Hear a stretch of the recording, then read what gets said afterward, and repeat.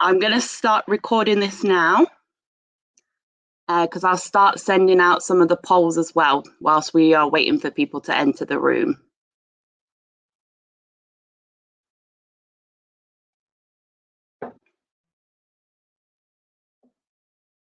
So, first poll is, do you currently measure conversions on your website? So are you using goals or e-commerce tracking and analytics? First answer is no. I'm trying to set up conversion tracking and goals. We do not have goals set up. We do not have event tracking. Well, we do have event tracking and goals for measuring other conversions, and we have e-commerce tracking for our online shop. So it looks like we've got a few people that don't have any tracking or goals. They're just learning. So that's great. That's what you're here for. Couple of people that have a couple of goals set up.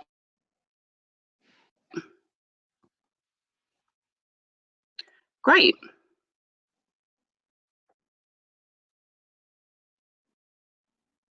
So the second poll, do you know the average conversion rate of your site leads? So inquiries and/or e-commerce sales. So no, I don't have access to analytics and this information.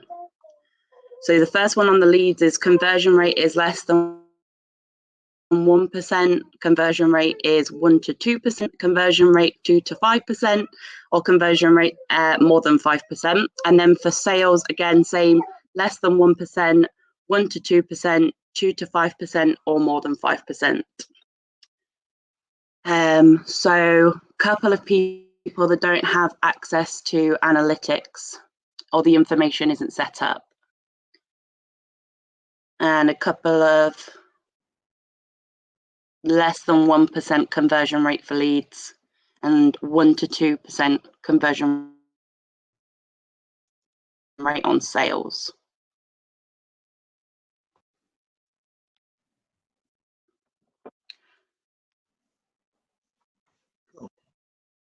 So that's good.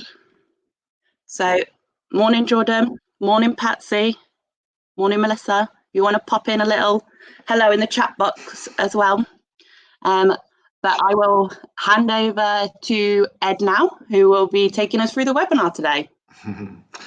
Okay, morning guys, morning everyone, welcome to this morning's webinar. So I'm going to be talking through getting started with conversion research, so getting conversion insights and starting your conversion research process and testing program for how you can basically make improvements to your website, how you can make conversion gains and get that conversion rate up and increased.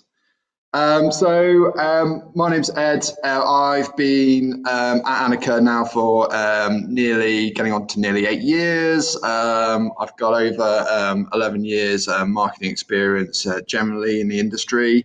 I mainly do Google Analytics with a little bit of data visualization, and I've also got a hat in conversion rate optimization as well. So understanding the conversion research process, helping clients understand the data is what I do. We work with a number of different brands, a number of different sectors, large and small, some major national brands right down to local businesses, which we like to support locally. So whether it's lead gen or e-commerce, we've got a team of experts here at Annika that are proficient and can help you out with whatever your marketing needs are. So we're here for you. If you've got a problem, if you need help with your goal tracking, whatever it is, we can help you out. So what is conversion rate optimization? Okay, well, conversion rate optimization, it's a systematic process of increasing the percentage of website visitors who take a desired action on your website, such as purchase, fill out a form, download a document, whatever it may be, whatever your goal is. The idea behind conversion rate optimization is making the changes and the tweaks to increase that that percentage figure. But ultimately, it's about understanding what makes people convert and what makes people not convert. So, you know, if you don't understand, if you don't have that understanding about your visitors and that understanding about your site and how people are using your site, you're in a very difficult position to influence how you can change that. So there's lots of reasons to do it. The biggest one being to make more money for you as a business, but equally solving visitor pain points. You know, conversion rate optimization really, you know, it allows you to get better ROI from existing traffic. You know, you'll reduce abandonment rates. You'll be a lot more like informed about how your visitors use the site. So it'll, you know, take out the guesswork of, you know, trying to, you know, guess what the problems are or guess why, you know, guess what it is that people want. And you'll be able to do all of this in a way that is, you know, reliable and statistically significant.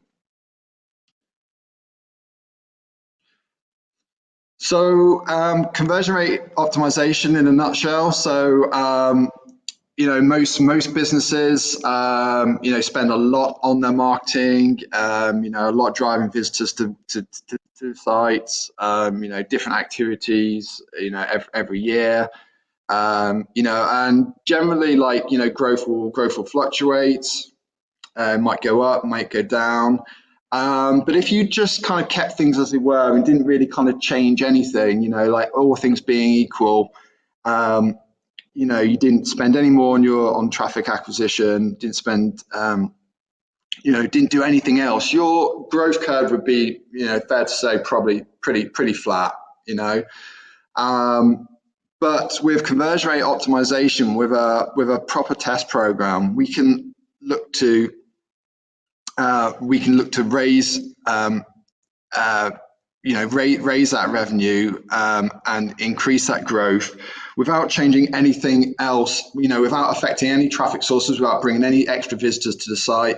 So using exactly what we've got, we can just get more out of the traffic that is coming to our site. So if you take this example here, if we were to grow it like by a modest like 15% year on year from today over the next 6 years, you'd essentially be doubling your revenue if you could increase it by 15% each year. So, and that's from investment just in conversion rate optimization. That isn't, you know, that isn't bringing any extra traffic in. That isn't doing anything necessarily different. That's just in theory with that kind of growth program, you can make those kind of gains. So, you know, the challenge is, you know, you're looking at your website, you're faced with an issue. It's like, okay, well, how do I do this? How do I, you know, how do I make improvements? Where am I going to get the growth, and how do I do this? So it can be quite overwhelming to begin with. We can't just like go off and start, you know, start guessing at what the problem is. You know, we can't. This isn't, you know, just isn't about opinions or what we, you know, think might work. You know, what we need is a systematic process. And we need research. We actually need to understand what the problem is. So we need to know what matters. So we need to know what parts of the websites actually help conversion rate, which parts don't. You know, understand what matters to your target audience. You know, how they buy and how they, you know, how do they want to buy, how they understand your product. And what their perceptions are generally, you know, of your brand and website.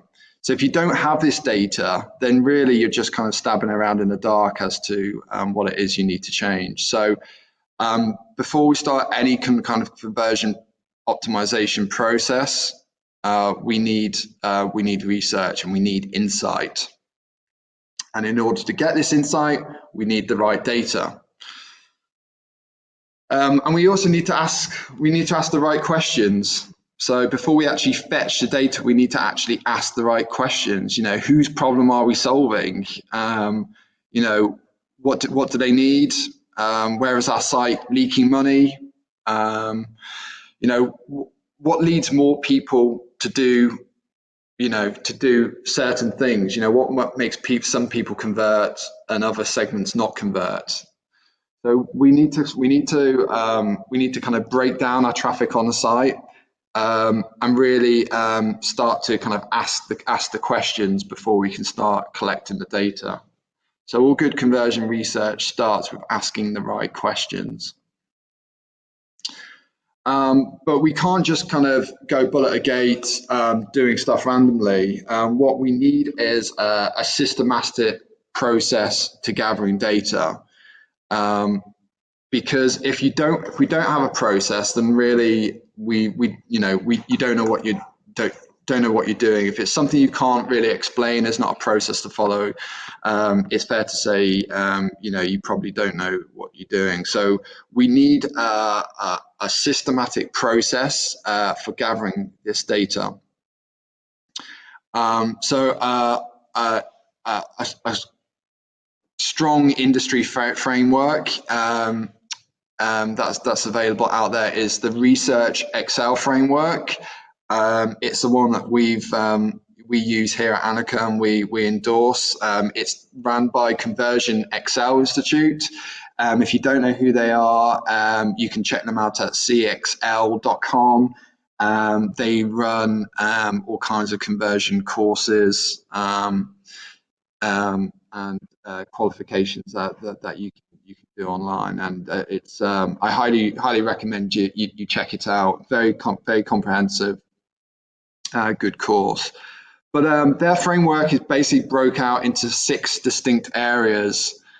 So we have a heuristic analysis, we have mouse tracking, we have web analytics, we have technical analysis, we have things like surveys and user testing.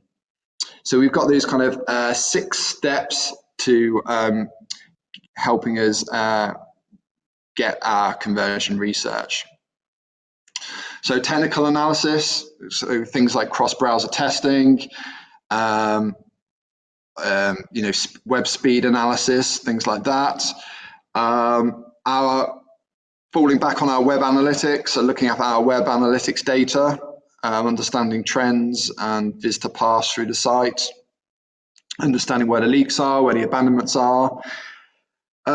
Heuristic analysis, so taking a walkthrough of the site yourself, looking at areas of particular interest, and doing the walkthrough yourself. Mouse tracking analysis, so things like heat maps, scroll maps, use of session replays. Step 5, surveys, chat logs, pop-up polls, things like that. And step 6, the use of user testing. So, studying real life users as they browse and interact with your site. So I'm going to talk through each step of these in a bit more detail now. So first thing, technical analysis. So this is where you need to start. And this is where some of the biggest gains can actually come from straight out of the gate. So if you have anything broken on your site, you need to find out what is broken and where it is. So we need to review the site for different browsers, different devices, and different operating systems, as well as find out how pages load on different devices. So here we have the device experience model. So these are the things we need to look at. So we need to look at conversion rates across all of these segments. Okay, so this is a kind of like a blueprint for the data you need to look at within your Google Analytics platform. So devices, we then need to like look into the actual operating systems themselves. So whether it's like Apple or Android, Windows or Apple, etc. And then drill down into the browsers and the browser versions. So we need to delve down into these areas. I have included here a link to a free report to enable you to help you do this. Obviously, if you don't have this data, so let's say you don't have Google Analytics set up, then obviously that becomes a priority for you guys to set up, to get in place, to make sure you are tracking key interactions with your site. So you need to, before you kind of start all of this, really, you need to make sure that your analytics is in some sort of order and you have, goal tracking in place, and you are actually tracking the things that matter. Otherwise, you're just not going to have the data at your disposal. So, as a prerequisite, you need to have Google Analytics or some form of web analytics in place. With data that you can then use. Once you've got analytics in place, then we can start to drill down into the reports like this one here. And what we need to do is drill into each device category, each operating system and browser. And we need to review the conversion rates for each of these platforms. So like here's an example of like just kind of working within the browser and operating system report in GA, where we can kind of see browser conversion rates over time. And by looking at reports like this, you'll be able to start to identify irregularities and differences between the devices and operating systems. And I guarantee you, like every website, this will be relevant for every website. So if you are going to like do one thing, take one thing away from this webinar, it's go and review your conversion rates on different browsers, devices, and operating systems. Because what it will do is highlight to you potential technical issues and browser bugs and compatibility issues. So it's a big area where straight out of the gate you can start to make some gains once you identify where the issues lie. Because it could just be a very simple fix from your developers to fix the problems on particular devices. So what I've done is I've included like this handy table here. There's a link to it. It's just a Google Sheets file, and it just enables you to get a more kind of top level overview of conversion rates on your site. So what you can do is just download the data out of GA and look to populate this sheet to help highlight conversion differences between the different devices we have. The other thing you want to do is look at page speed for different devices. So there's a few places you can do this, but again, within Google Analytics, you can just go to your site speed section within behavior within Google Analytics, and you can go to the page timings report, and you can look at the pages which have slow loading times and are below average and with your site. So especially focusing on pages that get high traffic, that load slowly. If you can identify those types of pages and address those issues, again, that's going to really help you out with conversion.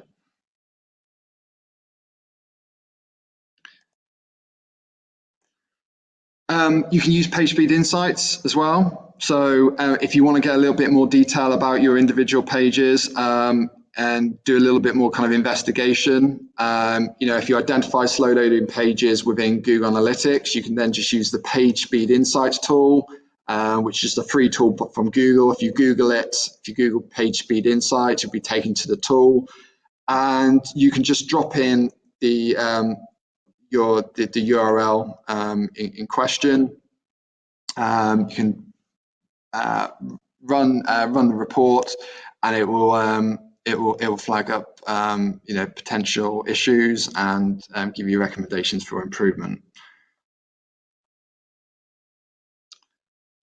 Okay, so the second thing we can do, so once we've identified the technical issues, the second thing we want to be able to do is do a heuristic analysis, and this really is basically a walkthrough of the site, and you'll become better at this with the more experience you have with doing this. But again, we want to structure this. So the way we can structure this is we evaluate the site based on relevance, based on clarity, based on the motivation, and things like friction and distraction of the page. So we'll just what I'll generally do is walk through the main journeys of the site. I'll just walk through the customer journey, viewing each page at a time. And what I'll do is I'll be making notes about the page and just kind of observing and making observations based on these factors.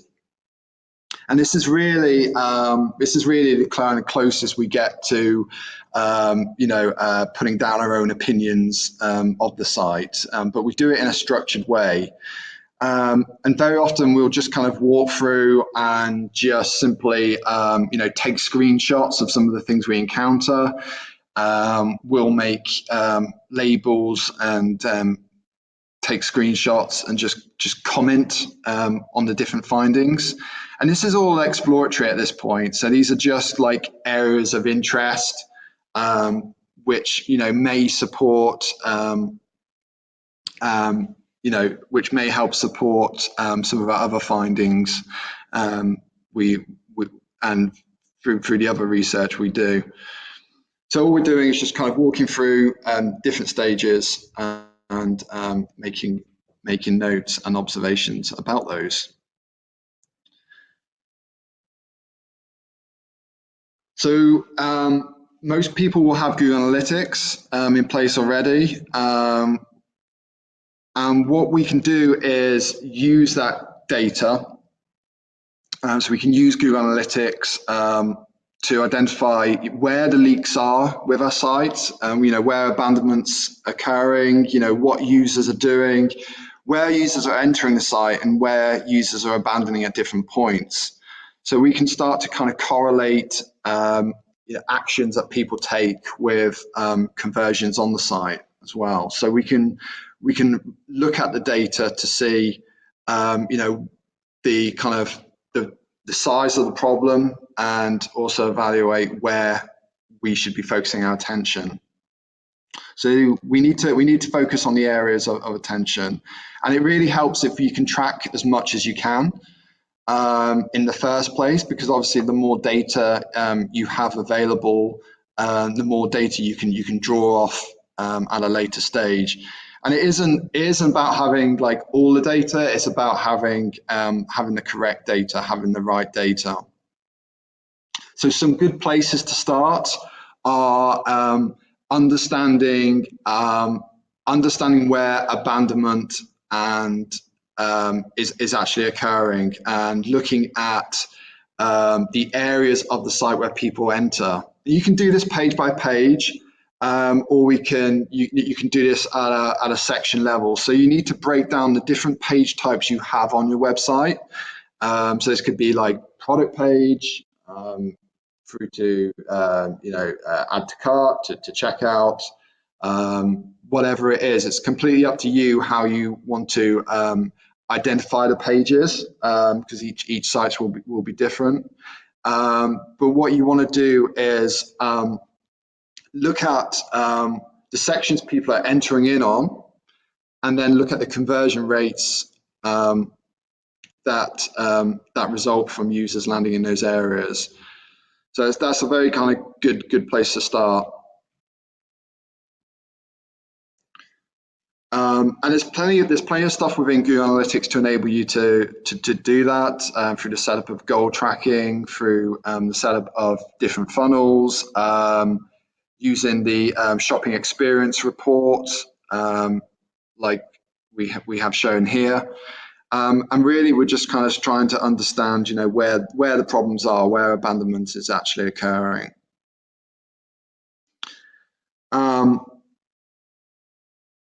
We can look at reports like this, where we can actually break it down by specific landing page.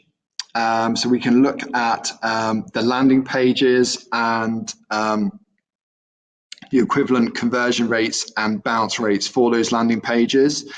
And we can add a secondary dimension to see the actual exit pages people actually exit on. So we can start to kind of get a gauge on, where people are entering and where they're actually exiting on the site. So running a report like this becomes quite useful to do, because it gives you a very kind of top level overview of, where abandonment is actually happening.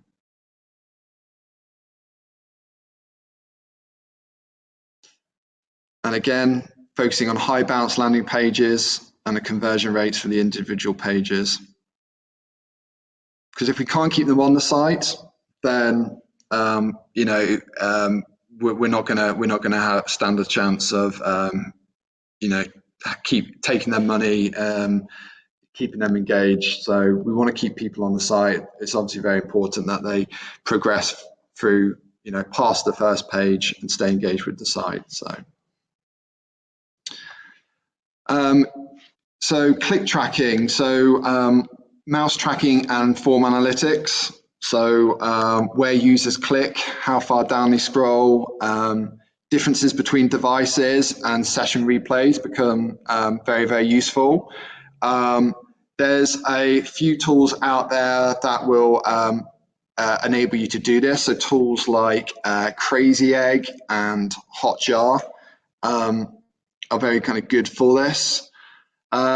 So we can look at things like session replays to give us a little bit more insight. So these are actual visitor recordings, so real life visitor recordings that you can study.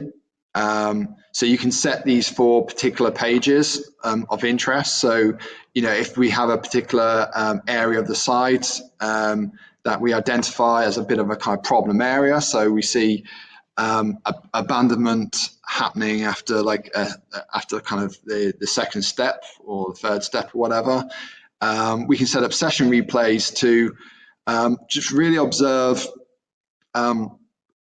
what it is that might be putting off people. So this becomes a very very kind of powerful way to kind of get insights as to what the problems are. And again, what you see here, this is an example of Hotjar, which is just a service, a monthly service you can pay for. It's a great tool. Highly recommend that every website has access to Hotjar and this gets set up, because it will give you some really useful insight.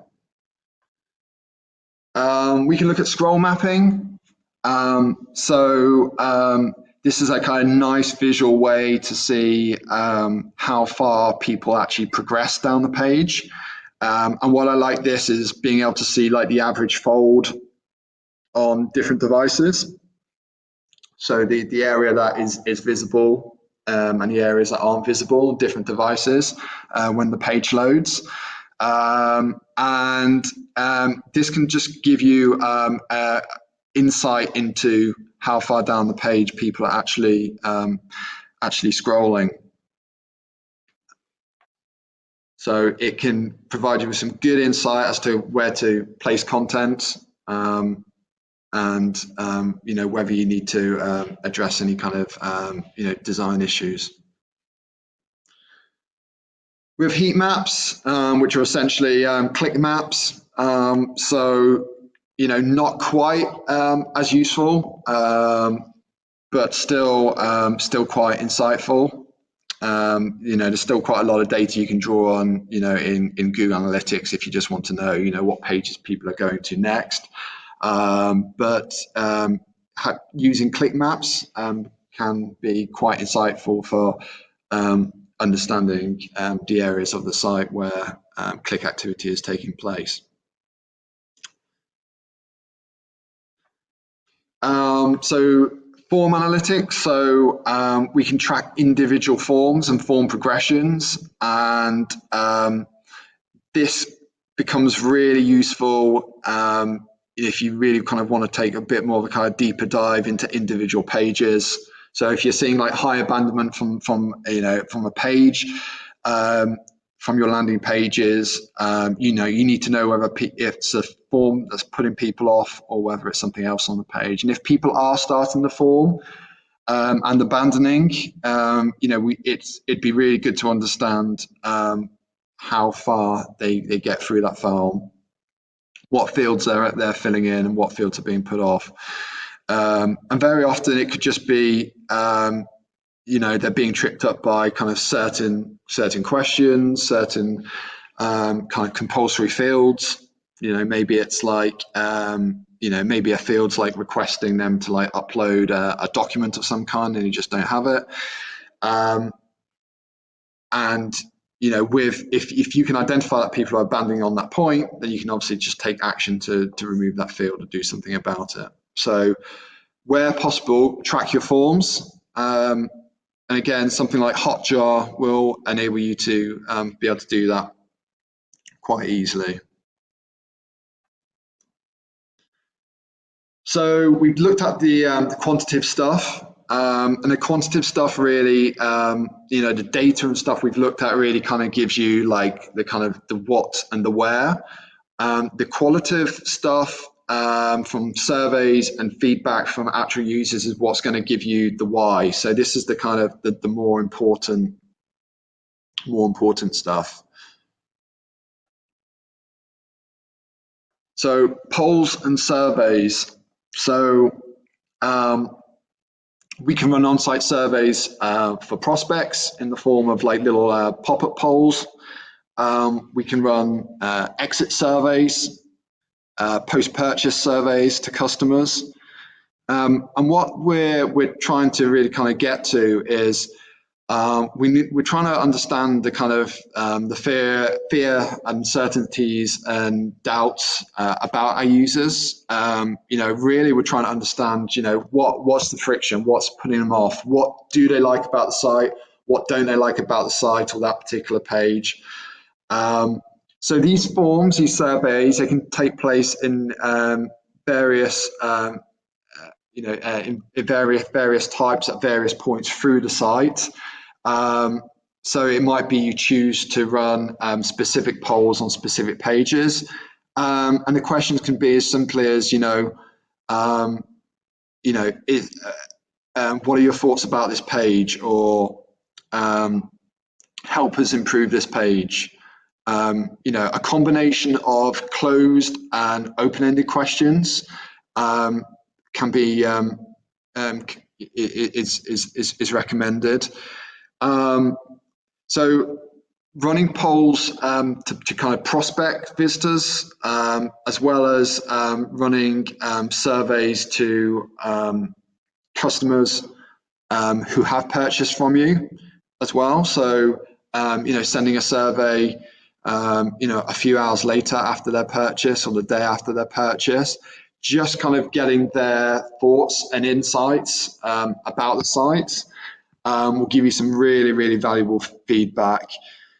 Granted, like response rates will, can be low, maybe like 4%, but the data you'll get back will be very, very insightful and very, very useful. There's quite a lot of tools that can help you do this, but again, Hotjar will take care of a lot of this for you, enable you to be able to set up surveys and polls. But if you're not using Hotjar, then just using something like Google Forms that you can administer at the end of a particular process. Once someone's actually purchased, having a kind of pop-up link or something on the site to a Google form is just as efficient.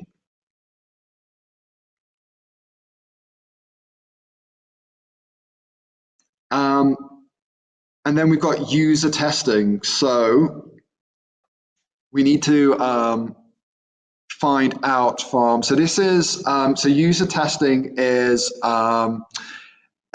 these are interviews with real life people, and this is really about observing how real life people interact with the site. So it's getting their, it's observing what they do and getting their feedback and their commentary as they progress through the site. And you can do this in a number of ways. You can either do this, yourselves in like your own office. You can recruit, volunteers to come in, and you only need about 5 volunteers to come in. It helps if they're within your kind of target audience, but just get them into the office, get them to sit down, and what you want to do is set them out with tasks to do. So these tasks could be specific, so highly specific tasks like finding a pair of, if you sell shoes, it could be find a pair of Nike Pegasus shoes in size 11 on this website, or it could be, find, this type of insurance policy on our website. And what you want to do is set these goals and observe how the users interact with the site. Okay, so you don't want people who have used the site before, you want first-time users, and you really want to observe how they move around the site. And if they can give you kind of commentary at the same time, if they can vocalize the actions they're taking and what they're doing, their thoughts at the time, then even better. But you want to study them, you want to watch them, just to identify, the frustrations and any kind of confusion that might be encountered. The other way you can do this is remotely. So if you can't get people into the office, you can use services like usertesting.com, which is an online service for recruiting test participants. So this generally works, if you've got maybe a product or a service that isn't too niche, and that's quite universal to a lot of people. If you use something like user testing, you'll get people who have kind of signed up to do testing on websites, give you an evaluation of your site, and again, you'll ask specific questions, specific tasks. Not questions like, do you like my website or not? You're talking more kind of specific tasks about things they can do on the website. So you want to set goals for them to do. So like I said, you only need between really like 5 to 10 participants max in order to get useful insights from this. And you'll be surprised what you get as well. Some things that you take for granted that you've never even recognized before because you know your website so well can be very different to a first-time user, someone who's not encountered your brand or website before. So user testing, highly recommended. So once you've been through this process, hopefully you'll have a much firmer understanding of what the problems are. And then the next step really is coming up with solutions to fix those problems. But we need a way to be able to kind of categorize the kind of problems we found. So not all the issues uncovered will be as important as other issues.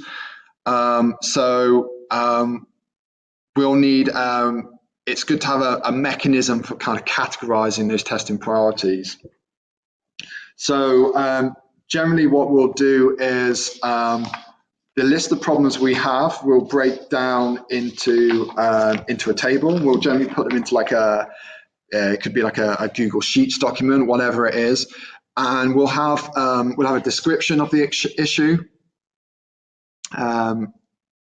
And what we'll do is kind of categorize it based on the kind of action to be taken. So whether it's something we need to test immediately, whether it's something we just need to kind of fix immediately. So something that's just broken is just an obvious one. So just do it. There's no need to think on it anymore. Sometimes we're going to be without a bit of data. We're going to need to gather a little bit more data in order to get to the bottom of the problem. So we're going to need to put it into the category of like instrument. And sometimes we're going to need to investigate more kind of complex problems. It might be potential cross-browser issues, something, broken forms or something not performing. But we're going to want to evaluate and prioritize these also based on ease of impact, cost, and ease of implementation. So how easy is it to implement? How much will it cost to do, and what's the kind of value we might get back from doing it? So once we have these listed, we can start to kind of rank them and prioritize them, and then we're in a position to start running potential tests and solutions. So we need to come up with for any kind of like testing. So once we've identified a problem, we need to think about how we can actually the impact and make a difference. So how we can actually potentially make an improvement. So we need to give some thought to it. So in order to do that, we need to come up with test hypothesis. So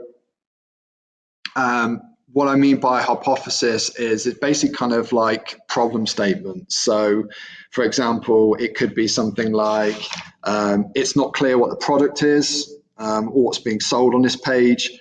People don't buy what they don't understand, for example. So the proposed solution could be, let's rewrite product copy so it'd be easy to understand what the product is, for whom, and what the benefits are. Maybe we can use better photography, improve the clarity, and help people better understand the offering. So you want to kind of set out what the problem is and put in place a proposed solution for testing. But finding the right solution, can be difficult. That's why there is a need for testing. There's so many kind of variables at play for what can be tweaked, what can be changed. Ranging from headlines to page copy, design and layout, navigation forms, testimonials and reviews. There's a lot of different levers we can pull, a lot of different things we can test. So we need to prioritize, and we need to systematically go through and test the things that are likely to have the biggest impact. And we really want to prioritize by things that will have the biggest impact to revenue on the site when we do this.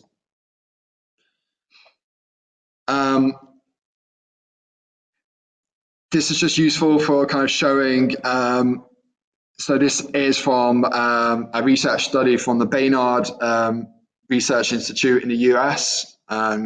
This is based on 4,500 responses of US adults.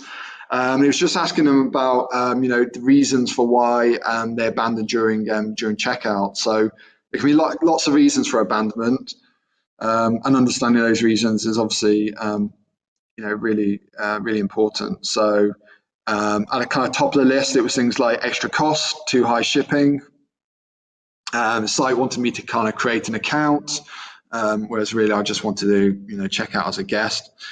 Long, complicated checkout processes.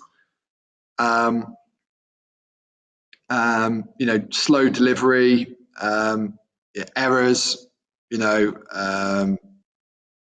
Not enough payment methods, or issues with payment. Lots of things like that. So. Lots of things that can go wrong at different parts of the site. So run your surveys to get those insights. So once we are running tests, it's just an example of A/B testing in action. There's no shortage of A/B testing tools out there, from Optimizely to Visual Website Optimizer to Google Optimize. So if you're looking for like a free solution to get started with, then Google Optimize is a good way to go. But the testing is really about running split tests. So testing our hypothesis and testing and new changes to see what the impacts are. So this is an example of a test of an original homepage.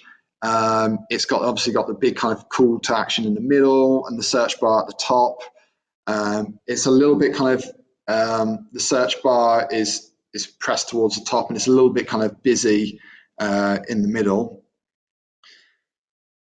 So from this research, you could start to see that most of the usage was taking place actually in the search bar itself, and this really presented the company with clear insights that this really is the tool that people engage with the most. Therefore, it should be prioritized more on the site. So they made some design changes based on the data they had. They could see the tool was being used a lot, but maybe not enough. And they moved that tool out and they repositioned it in the center of the page, cleaned up the design so the focus was all on getting people to search. And this particular result resulted in a massive conversion increase of 550%, which is, I would say, pretty kind of quite rare, and that's a kind of quite a phenomenal increase for that type of change. But it really does show you the impact that these changes can have depending on your site and your business.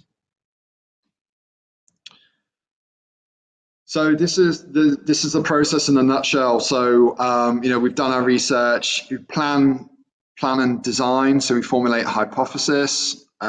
We then do the testing. So this can be A/B or multivariate testing, and then we analyze our findings afterwards. And this is this is an ongoing process. So once one test is done, really you kind of want to look to kind of build on that test. Keep making improvements, because every improvement you can make with your website is going to be potentially more money for you in the bank, more sales, more leads, whatever it is. So it's a highly kind of cost-effective way to get more revenue, but it is hard work.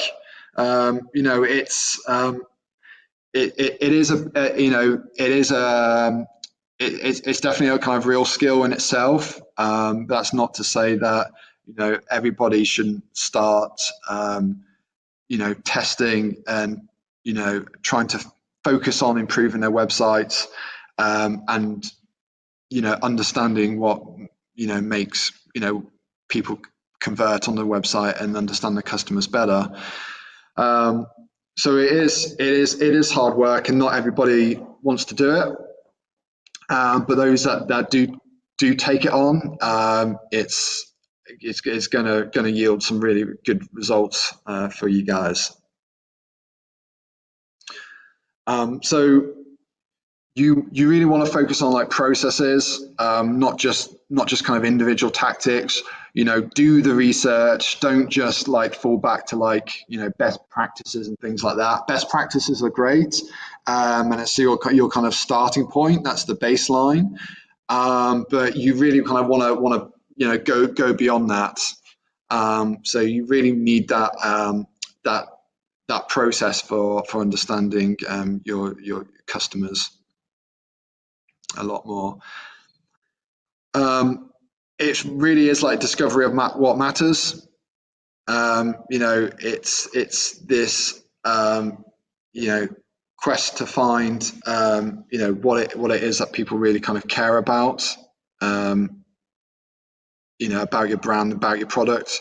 Start with questions and then seek the data. So don't just start with you know, a ton of data that you get swamped in, you get lost in. You know, formulate the questions in advance that you want to know, and then seek out the data and marry that data with the questions. Keep on testing. So you know, once you've got the insight, you know, do the tests. You know, if you don't know much about how to set up tests in these platforms, then you know, spend a little bit of time, do a bit of research around the different tools, and just have a go. Just get started with it.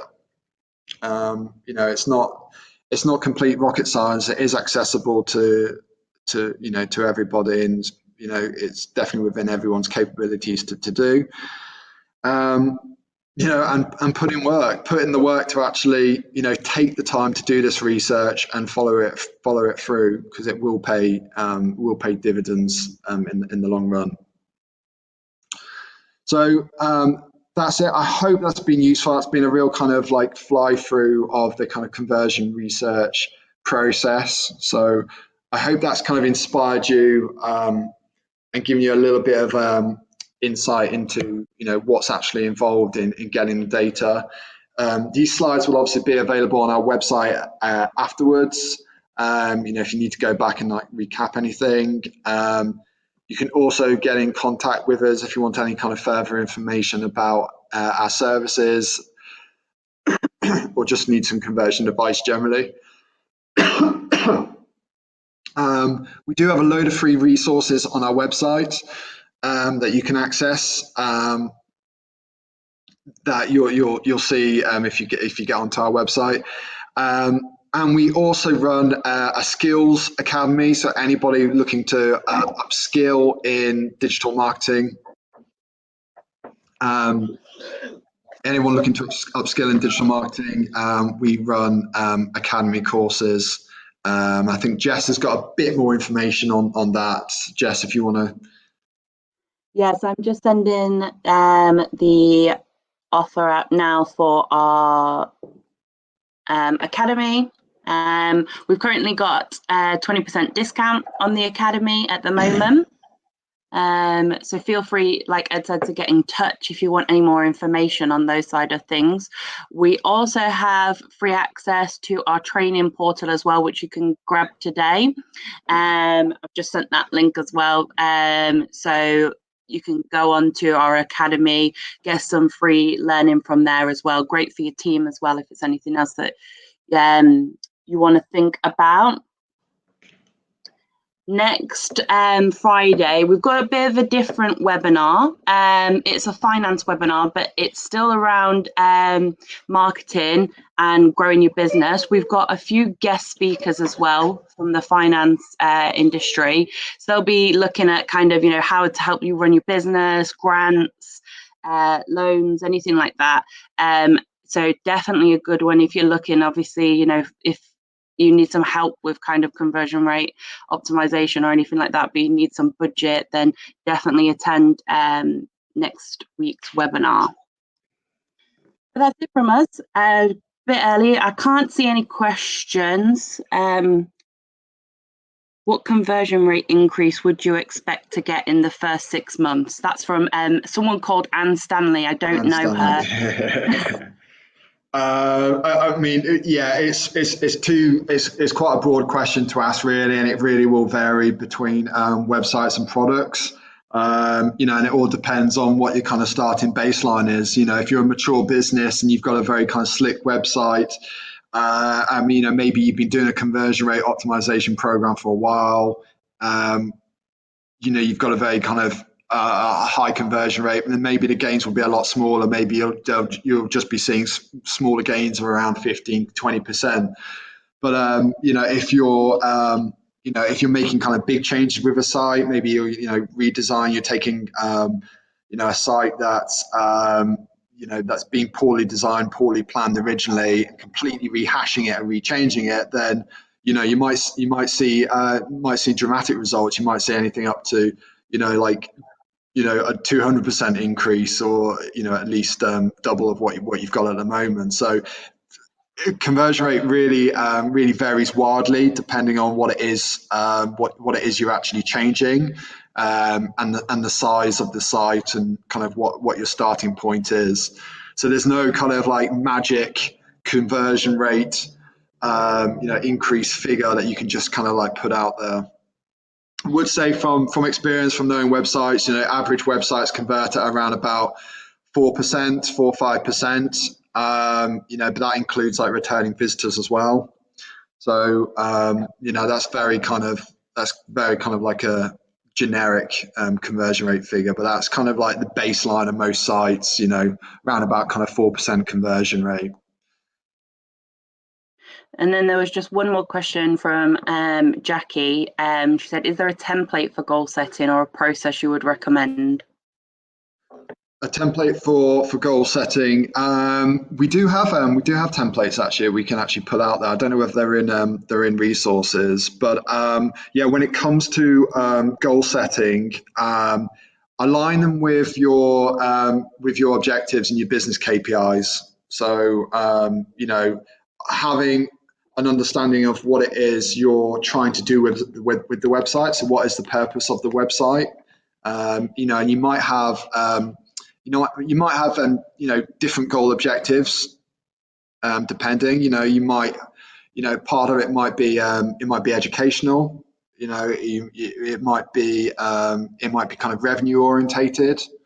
You know, it might be about you know, lead gen, or you know, sign up and engagement. So it'll really depend on you know, what your objectives are. But you'll want to, whatever those objectives are, you'll want to, and then like align them to like specific metrics. So when you talk about kind of more sales or more repeat business, you know, what that actually means as a kind of quantifiable metric, you know, how you can actually report that within something like Google Analytics. So, you know, are you looking at revenue per user? Are you looking at, you know, just, you know, cost per visitor, revenue, at a top level? Break it down from top level goals, so big macro goals, down to kind of more kind of smaller goals, such as like little page interactions. So maybe like PDF downloads and things like that, through to big goals like, you know, purchase, or you know, lead sign up, whatever that may be, or booking sign up. Great. Well, thank you very much, Ed. As usual, we'll send out the email on Monday for the webinar for next Friday. But I think we've pretty much hit it at 10 o'clock. So thanks very much, guys, and we will see you next week. Bye.